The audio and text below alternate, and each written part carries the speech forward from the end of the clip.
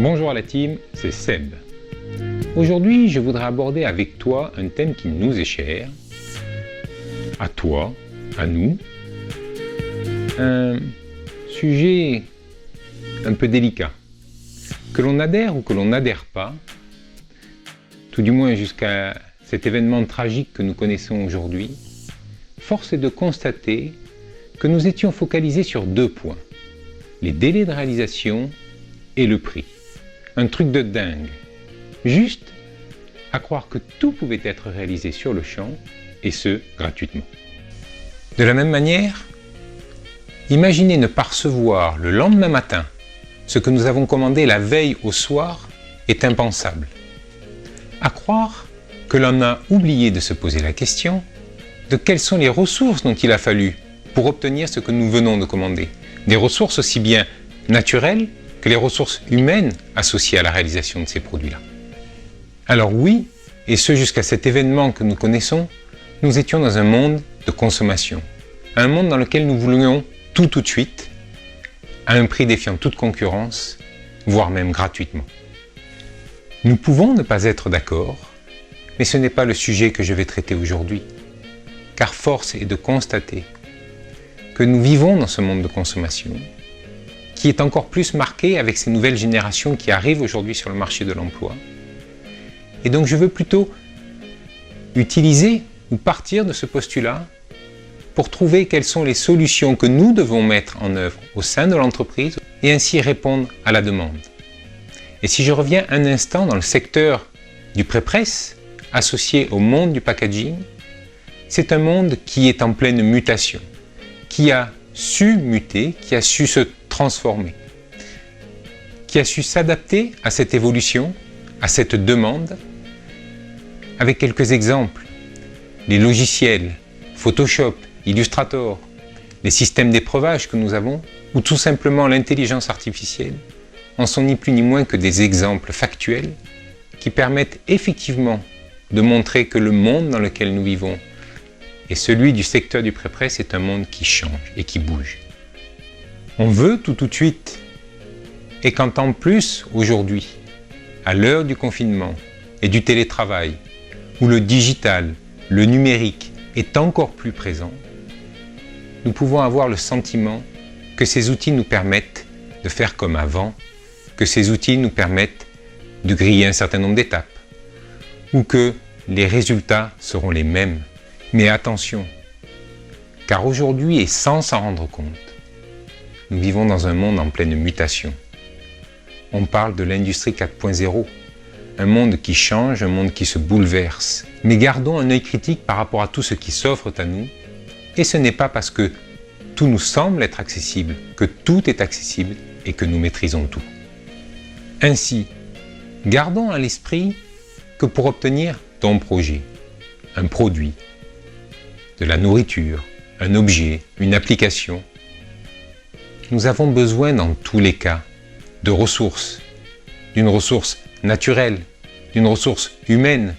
Nous avons besoin d'échanger, de communiquer. Nous avons besoin de transporter des éléments. Nous avons besoin d'aller développer. Nous avons besoin d'investir. Tout cela nécessite par conséquent du temps, de l'argent, et on ne peut imaginer que tout cela se fasse du jour au lendemain. Acceptons alors de payer un service, une prestation, un objet, un produit à sa juste valeur. Tu vas me dire pourquoi je te parle de tout cela, quel est le lien avec le secteur du pré-presse dans lequel je travaille et dans lequel nous travaillons au quotidien. Tout simplement parce que de la même manière, c'est un secteur qui est confronté à tout cela, à toutes ces mutations, à toutes ces transformations, à cette partie visible de l'iceberg, et on sous-estime bien souvent tout ce qui se passe par derrière. Je voudrais te prendre 2 ou 3 exemples. Photoshop, par exemple.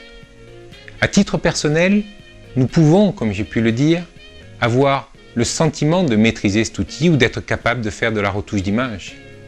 Mais si nous comparons la qualité de cette prestation que l'on peut faire à titre personnel pour retoucher sa propre image, ou celle qu'un service compétent, un service formé, intervient sur des créations faites par une société de design, le travail est complètement différent.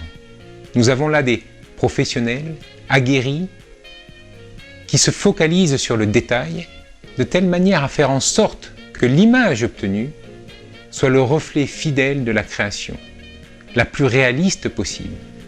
On se focalise sur le détail, sur les ombres, sur la reconstruction même de l'image, alors même qu'une agence de création a pu partir sur une illustration, sur une retouche d'une image. Et de la même manière, prenons l'exemple des systèmes d'épreuvage, qui n'est ni plus ni moins sur le fond qu'une sortie couleur, mais une sortie couleur bien spécifique, qui intègre des paramètres liés à l'imprimeur, de telle manière à ce que le résultat obtenu sur ce support soit le reflet le plus fidèle possible. On ne peut imaginer que le résultat soit le même entre celui obtenu sur ton écran de téléphone, sur ton écran d'ordinateur ou sur une sortie couleur de bureau.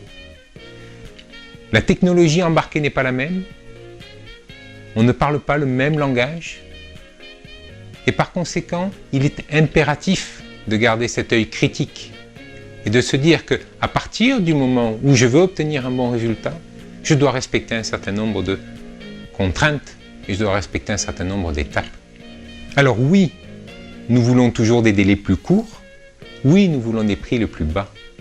Il est pour cela impératif que nous puissions limiter au maximum les nombres d'allers-retours.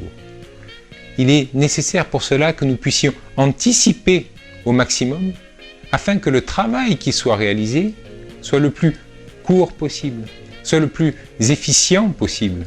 Et nous nous en rendons encore plus compte aujourd'hui, car à l'heure du télétravail, nous sentons bien que dès qu'un dossier n'est pas bien préparé, dès que les informations ne sont pas bien communiquées, on perd tous un temps considérable pour pouvoir aller rechercher cette information, la retranscrire, la retransmettre, la comprendre et la communiquer.